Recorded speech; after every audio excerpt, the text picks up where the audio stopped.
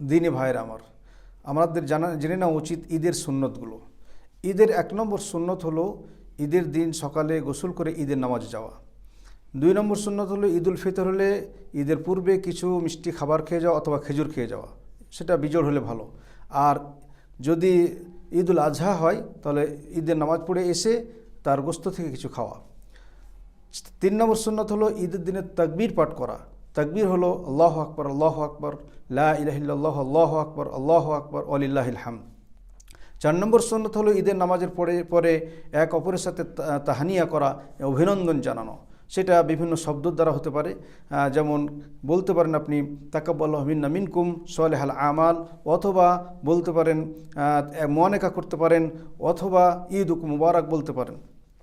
5 নম্বর সুন্নত হলো যে পরিষ্কার পরিচ্ছন্ন হওয়া, তাজাম্মুল মানে ইখতিয়ার করা, অর্থাৎ ভালো ভালো পোশাক পরিধান করা। 6 নম্বর সুন্নত হলো যে এক রাস্তা দিয়ে যাবেন, দ্বিতীয় রাস্তা হয়ে অন্য রাস্তা হয়ে আসবেন। এই কয়েকটি হলো ঈদের সুন্নত।